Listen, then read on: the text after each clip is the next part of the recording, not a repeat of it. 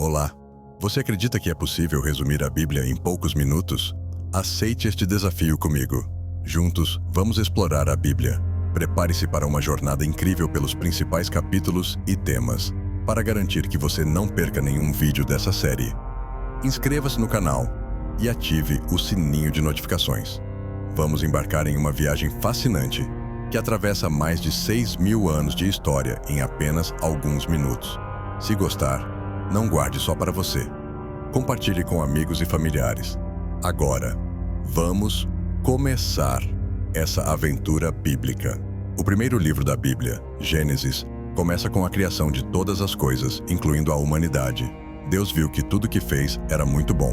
Mas então, Eva foi enganada por Satanás na forma de uma serpente enquanto viviam no jardim do Éden.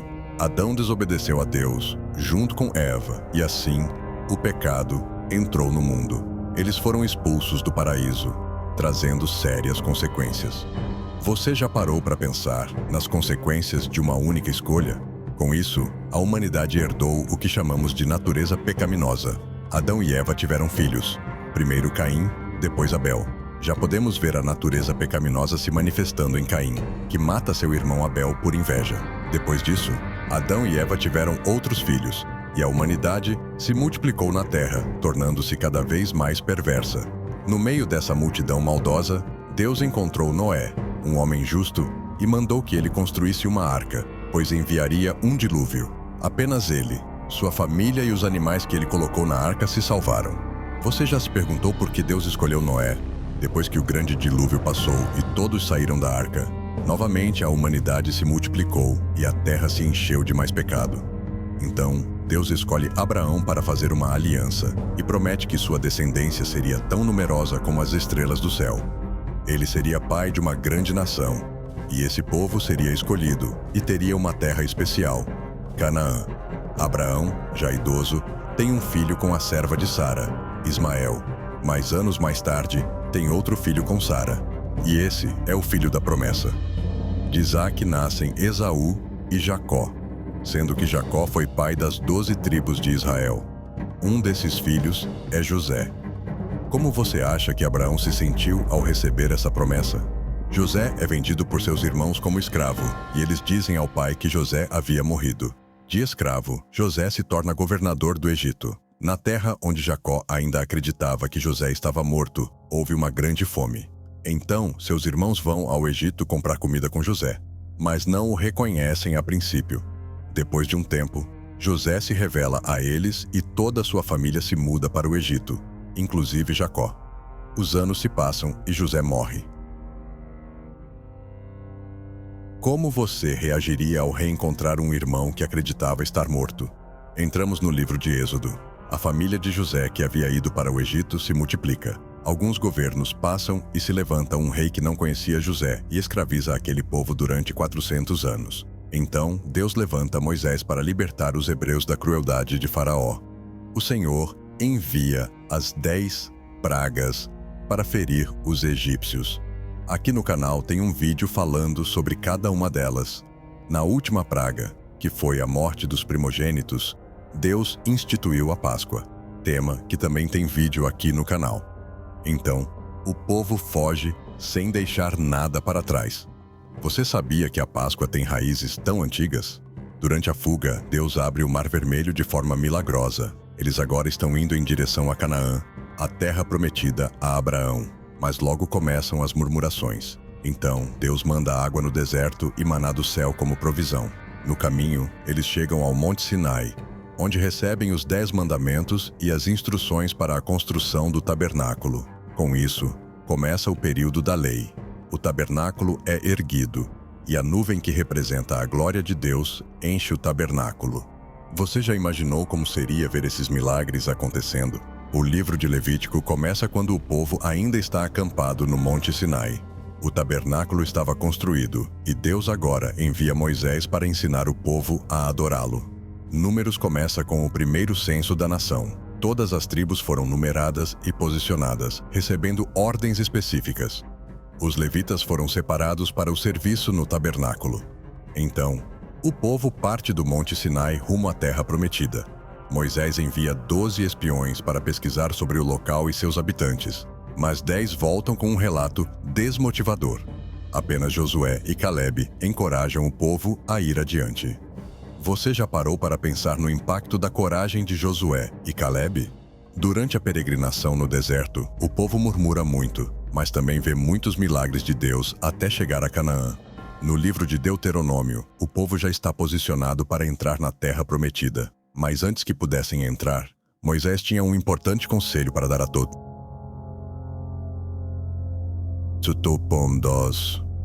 Ele faz 3 discursos, relembrando a história do cuidado de Deus com o povo de Israel, encorajando-os a obedecer ao Senhor e a não esquecer das consequências da desobediência. Além disso, ele exigiu que o povo se comprometesse com Deus e honrasse a aliança que haviam feito com ele. Você já recebeu um conselho que mudou sua vida? Ao perceber que sua morte se aproximava, Moisés nomeou Josué como seu sucessor e líder do povo a partir daquele momento. Então, Moisés morre sem entrar na terra prometida. Partimos para o livro de Josué. Após 40 anos no deserto, uma nova geração está pronta para entrar em Canaã. Porém, Deus primeiro prepara tanto Josué quanto aquela nação. Finalmente, partem para a conquista e entrada na terra prometida. A partir daí, muitas batalhas acontecem e as terras são divididas para cada tribo de Israel. Josué morre, e após sua morte, as tribos falham em expulsar os cananeus de suas terras. Essa nova geração abandona Deus e passa a adorar ídolos pagãos. Você já se perguntou por que é tão difícil manter a fé ao longo das gerações?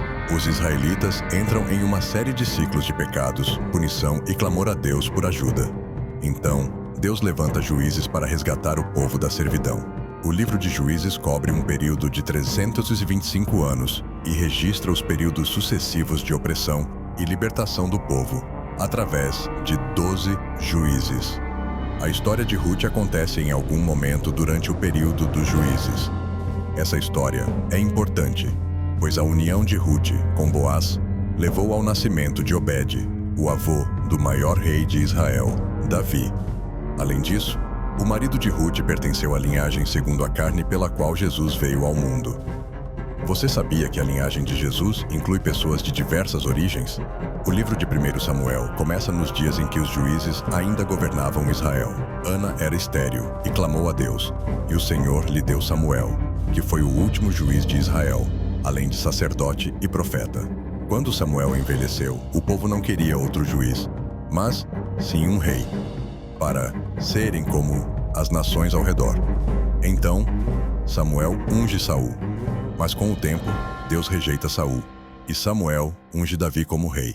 Nesse livro vemos inúmeras batalhas e a famosa história de Davi e Golias.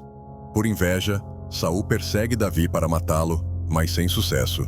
Depois de muitos anos, Saul morre. Você já enfrentou uma situação onde a fé te deu coragem?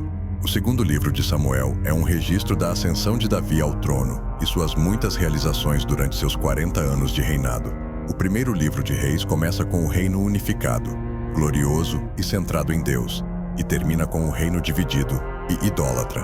Salomão torna-se rei, e Davi morre.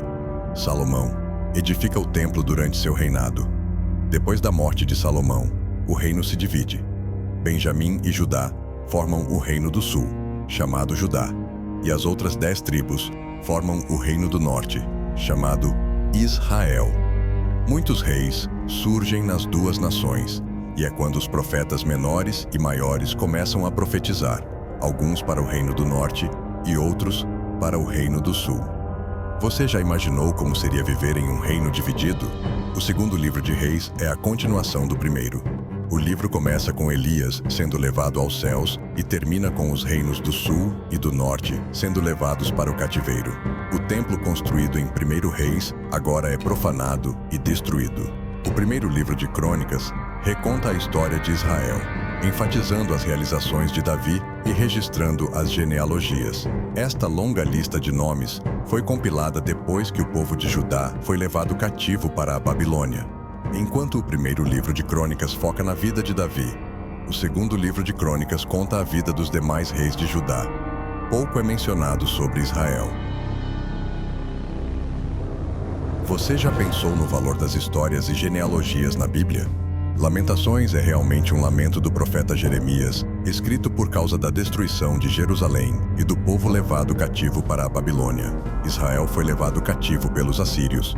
Após 70 anos de exílio, foi permitido que os cativos de Judá retornassem à sua terra natal, guiados por Zorobabel. Ao chegarem em Jerusalém, deram início à reconstrução do templo. Esdras retornou a Jerusalém com o segundo grupo de exilados. Ele encontrou o templo reconstruído, mas a vida desorganizada. Neemias liderou a terceira e maior caravana de exilados rumo a Jerusalém. Lá, Neemias encontrou desordem e os muros da cidade destruídos, sem proteção. Então, os muros são reconstruídos e a aliança renovada. Você já passou por uma reconstrução em sua vida? A história de Esther começa 54 anos após o primeiro grupo de exilados retornar a Jerusalém e 25 anos antes de Esdras levar o segundo grupo. Este livro relata o cuidado de Deus com o povo que ainda estava cativo. A data do livro de Jó é desconhecida, mas registra fatos que ocorreram provavelmente durante o tempo dos patriarcas. Relata a história de um homem íntegro que permaneceu fiel em meio a duras provações, perdeu tudo o que tinha e, além disso, foi questionado e acusado por seus amigos. Ao orar por eles, Jó recebe o dobro das posses que havia perdido. Você já se perguntou como manter a fé em tempos difíceis? Salmos é escrito em momentos diferentes entre a época de Moisés e o cativeiro babilônico, por diversas pessoas. Em sua maioria, são louvores a Deus e expressam confiança no Senhor. Alguns são orações por livramentos, confissão de pecados e expressões de sentimentos. Salomão escreveu e compilou a maioria dos provérbios no início de seu reinado. É uma coletânea de ditados para dar sabedoria nas escolhas do cotidiano. Eclesiastes, também escrito por Salomão quase no final de sua vida, nos leva a refletir